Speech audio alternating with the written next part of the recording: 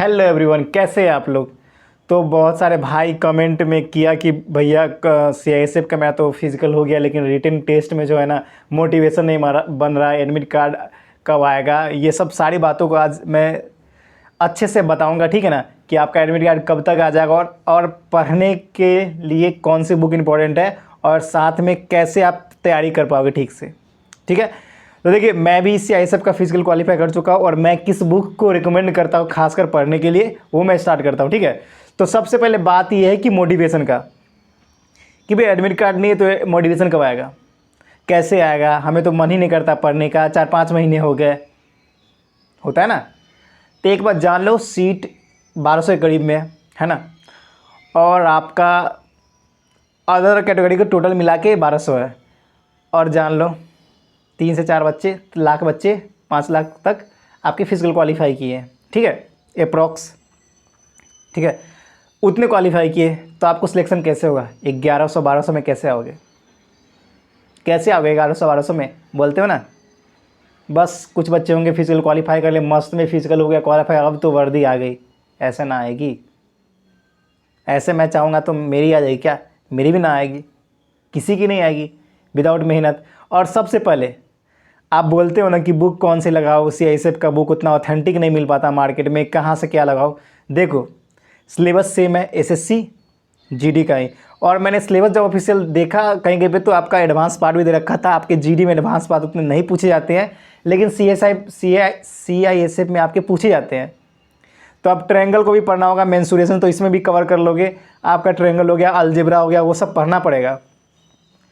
तो सबसे पहले जो बच्चे सारे सिलेबस कंप्लीट कर सके उनके लिए सबसे बेस्ट बुक देखो, एसएससी जीडी का प्रीवियस ईयर बुक लगाओ। एसएससी जीडी का प्रीवियस ईयर क्वेश्चन सारा लगा दो, जितने हैं सारे क्वेश्चन को सॉल्व कर दो, टाइप पता चल जाएगा किस पैटर्न पे आपका पेपर आएगा। ठीक है ना, तो इससे भी पेपर थोड़ा अप आता है, तो उसको कैसे प्रिपरेशन करेंगे। तो देखो प्रिपरेशन करना है तो उससे भी अच्छा बूस्ट मारना है तो आप एसएससी सीएचएसएल का प्रीवियस ईयर पेपर ले लो, मैथ्स का बहुत ज़बरदस्त, रीजनिंग का ले लो। ठीक है, कुछ क्वेश्चन में सीजीएल लेवल के भी दे रखे हैं, उस भी पढ़ लेना। जीके पे थोड़ा सा कमांड कर लेना, क्योंकि जीके में आपको फंसा सकता है, तो कमांड करने के लिए आपको मैथ फिजिक्स इंग्लिश तो कर लोगे। ठीक है, तो अब देखो बहुत सारे बच्चे की ये डाउट होता है कि भैया मैंने सिलेबस पूरा कवर नहीं कर लिया, अब मॉक टेस्ट लगाना स्टार्ट कर देगा। देखो ऐसा करोगे तो खाई में गिरने के बराबर है। अगर आप किसी कॉन्सेप्ट को नहीं जानते हो, और सीधा जंप कर गए मॉक टेस्ट में, अगर नॉलेज है तो कोई दिक्कत नहीं है, मॉक टेस्ट लगाओ, धीरे धीरे करके आपका स्पीड भी बढ़ेगा, एक्यूरेसी भी बढ़ेगा और मार्क्स भी बढ़ेगा। लेकिन अगर आप फुल अच्छे तरीके से अपने बेसिक को नहीं क्लियर कर रखा है, हर एक सब्जेक्ट का, हर एक चैप्टर का, तो नहीं लगाओ मॉक टेस्ट। उससे लगाने से आप डिमोटिवेट हो जाएगा, मार्क्स बहुत कम आएंगे, ये 100% गारंटेड है, मार्क्स बहुत कम आएंगे। और ये मैं आपको प्रूफ भी दिखा सकता हूँ, अगले वीडियो में बताओगे तो। मैंने बिन पढ़े मैंने मॉक टेस्ट दिए थे, उसमें बहुत ही कम नंबर मेरे आए थे, और उसके बाद मैंने सारा 80% सिलेबस कवर कर रखा है। मैंने 1-2 चैप्टर बचे हुए, एक टाइम एंड डिस्टेंस का बचा हुआ मेरा, मैं अपना बता रहा हूँ, और मैंने एक ट्रायंगल का थोड़ा सा बचा हुआ, बाकी सारे सिलेबस मैंने कवर कर दिए। मेंसुरेशन का भी थोड़ा सा लास्ट वाला बचा हुआ है 3D का, तो डिफ़िकल्ट क्वेश्चन वो कर लेंगे, बस बाकी मेरा सिलेबस सारा कवर हो गया। और पूछते हो ना मैथ किससे पढ़े, देखो बहुत सारे टीचर है यूट्यूब पे, बहुत सारे टीचर है, ये नहीं कहते किसी से भी पढ़ लो, लेकिन मैथ्स अगर बेसिक से क्लियर करना तो साहिल सर से पढ़ लो। ठीक है ना, मैं रिकमेंड करता हूँ, मैं उन्हीं से पढ़ा हूँ और बहुत ही ज़बरदस्त पढ़ाते हैं। उनके जैसा मैथ्स का टीचर मैंने नहीं देखा भाई, होंगे है बहुत सारे टीचर अभी इधर फेम हो रहे हैं, लेकिन उनके इतना बेसिक कोई नहीं पढ़ाता, बहुत ज़बरदस्त। वो टारगेट द मैथ करके एक है, ठीक है ना, उससे जाके पढ़ लेना, एक एक चीज़ पूरे बेसिक से बताया उन्होंने। तो मैथ की तो वो कर देंगे, बाकी प्रीवियस क्वेश्चन। मॉक टेस्ट कहाँ से लगाया, तो मैं मॉक टेस्ट बुक से लगाता हूँ, आप भी लगा सकते हो वहाँ पे, और रेगुलर लगाओ, हर दिन लगाओ। और मॉक लगाने के बाद मॉक को एनालाइज करना बहुत ज़रूरी है, यानी कि मॉक लगा दिए, नंबर नहीं आया, चलो छोड़ो अब दूसरा मॉक लगाते हैं, ऐसे नहीं, एनालाइज करो, एक दिन में एक फुल मॉक कम से कम मारो हर दिन। ठीक है, अब बात आती है इंग्लिश की। तो इंग्लिश की कवर करने के लिए देखो भाई, आप किसी टीचर्स को रिकमेंड कर लो, मैं किसी टीचर को नहीं बोलूँगा किस टीचर को, आप जिस टीचर से मन है उस टीचर से पढ़ लो, ऐसे अपने नोट्स बना लो, उसको रिवीजन करो, प्रीवियस ईयर क्वेश्चन लगाओ, ऐसे इंक्रीज होगा, कॉन्सेप्ट पढ़ो। ठीक है, अब रीजनिंग की बात करते हो। रीजनिंग देखो 15, 16, 20 क्वेश्चन तो आप आसानी से कर लोगे, 15 से 18 क्वेश्चन। बाकी आपको प्रैक्टिस तो करनी होगी, वरना रिजल्ट नहीं आ पाएगा। 15 से रिजल्ट नहीं होगा, बाकी सब अच्छे करने होंगे।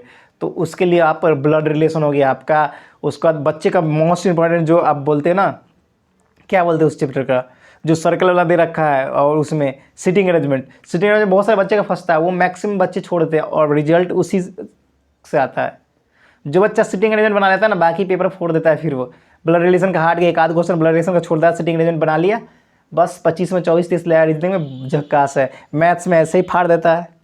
अब बात है इंग्लिश की, इंग्लिश या हिंदी, उसमें तो ऐसे ही उड़ा दोगे आसानी से, ज़्यादा कुछ टफ आते नहीं है। अब बच गया जी के का, तो देखो जी के जितना ही पढ़ो उतना कम है, मैं ये बोलूँगा। बस करेंट अफेयर्स एसएससी वाले तो एक तो 3-4 महीने का पहले का पूछेंगे नहीं, वो पूछते हैं तो लास्ट 6 मंथ का, 8 मंथ का, एक आध पूछ ले तो पूछ ले। हिस्ट्री कंप्लीट करो, ज्योग्राफी जो आपके हाथ में है, साइंस का नॉर्मल पढ़ते रहो, हो जाएगा, ठीक है ना। साइंस का नॉर्मल पढ़ते रहो, बायोलॉजी का कुछ एक आध ना आए भी है तो कोई दिक्कत नहीं, नॉर्मल से क्वेश्चन आएंगे तो कर देना, बाकी छोड़ देना। तो अगर ओवरऑल बात करूँ तो 15 क्वेश्चन अगर आप जीके में कर लेते हो तो बहुत ज़्यादा है, समझो कि अब टॉप पढ़ो सीधा। जो जीके क्वेश्चन इतने बेसिक, ऐसा नहीं कि बहुत डिफिकल्ट पूछते, इतने बेसिक क्वेश्चन पूछते हैं जो आपको नहीं आएगा। बहुत कुछ भी पूछ देते हैं, पूछ देंगे क्या पता है कुतुब मीनार का कितना टॉम है, अब बताओ। ये चीज़ पढ़े होगे तो कर दोगे, लेकिन नहीं पढ़ोगे तो नहीं कर पाओगे सीधा। लेकिन हिस्ट्री के 2-3 क्वेश्चन, ज्योग्राफी के कर सकते हो, साइंस के भी कर सकते हो, तो ओवरऑल करंट अफेयर्स को भी कवर कर सकते हो, तो वो कर सकते हो, ठीक है ना। अब इतना सारा तो भाई बता दिया आपकी, अब मोटिवेट मुझे, अब इतना तो बोल दिया, मेरा सर में दर्द कर रहा है। आप लोग बोलोगे कि मेरे सर में दर्द कर रहा है, आखिर मैं कैसे कंप्लीट कर पाऊंगा, मुझसे नहीं हो पाएगा भाई, मुझसे ना हो पाएगा। यही चीज़ मैंने खुद, मैं भी यही बोलता था कि मुझसे ना हो पाएगा, करनी पड़ती है।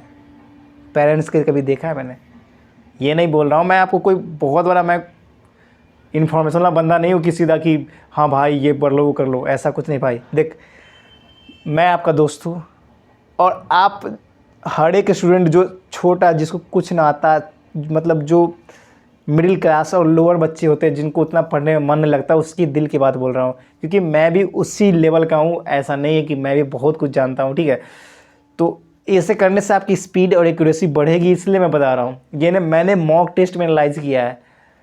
तो कभी देखिए अपने पेरेंट्स को, एक दिन बिना थके आपके लिए काम करे, तो उनके लिए एक जॉब नहीं दे सकते हो आप, जॉब नहीं दे सकते हो। और फांकी मारना, झूठ बोलना, ये सब मैं भी करता था, नहीं तो आज मैं भी वर्दी के साथ खड़ा होता। तो स्ट्रगल होगी, और ये सोच रहे हो ना इतनी जल्दी सफलता मिल जाए ना, रुलाएगी, तरपाएगी, सताएगी, फिर वर्दी तेरे पास लौट के आएगी। रुलाएगी, तरपाएगी, सताएगी, फिर वर्दी तेरे पास लौट के आएगी। समझ गए? ऐसे ना मिलेगा, मेहनत करना पड़ेगा। ऊपर ऊपर से पढ़ के जाओगे कुछ ना आएगा। मैंने बहुत सारे पेपर दिए भाई, बहुत सारे पेपर दिए, कभी किसी में कम नंबर आया, कभी किसी में कम नंबर आया, ऊपर ऊपर पढ़ने से। और एक चीज़ बोलता हूँ हमेशा, कितना भी पढ़ लो, कितना भी पढ़ लो, मॉक टेस्ट ना लगाया ना, किसी भी बच्चे से पूछ लेना जो टॉपर बना हो, सिलेक्ट हुआ हो, बिना मॉक टेस्ट का कोई बच्चा सिलेक्ट नहीं होता। बिना मॉक टेस्ट के कोई बच्चा सिलेक्ट नहीं होता। या तो ऑनलाइन लगाओ या ऑफलाइन लगाओ। ऑनलाइन बेटर है अगर सीबीटी एग्ज़ाम हो रहा है तो, वरना ना हो पाएगा सिलेक्शन। बिना मॉक टेस्ट को ऐसा कोई बच्चा ही नहीं होगा जो नहीं होगा। और यही गलती मैं बार बार मैं भी दोहराया हूँ, जिसकी वजह से आप ना भुगतो, यही बात बताना चाहता हूँ। समझ गए? तो मॉक टेस्ट लगाना बहुत ज़्यादा ज़रूरी है। अगर जब मॉक टेस्ट ना लगाओगे, ना हो पाएगा सिलेक्शन, ठीक है। आग सिर्फ अंदर से लगाओ, माँ बाप को देख के लगाओ, आग लग जाएगा। वर्दी को देखो, अगर सच में जुनून होगा ना तो आप पढ़ोगे ज़रूर, ये मैं बोलना चाहता हूँ। और ऐसा कुछ बात नहीं भाई, आप जैसे हो ना वैसे मैं भी हूँ। और जो रियल में डिफेंस में जाना चाहते हैं वो कमेंट्स से ज़रूर बताना, और मेहनत करना स्टार्ट किया कि नहीं ये भी बताना। और कैसा लगा वीडियो ये भी बताना। लाइक, सब्सक्राइब और शेयर। मन होगा तो करना, ऐसे नहीं बोलता हो कि कर दो, मन होगा तो करना, नहीं तो नहीं करना। बाकी आपका पूरी हेल्प करने में मैं हेल्प ज़रूर करूँगा, चाहे जितना हो सके उतना ज़रूर करूँगा। और बस पढ़ाई के अलावा कुछ मत देखो, ठीक है। तो फिर मिलते हैं। जय हिंद, जय भारत, वंदे मातरम।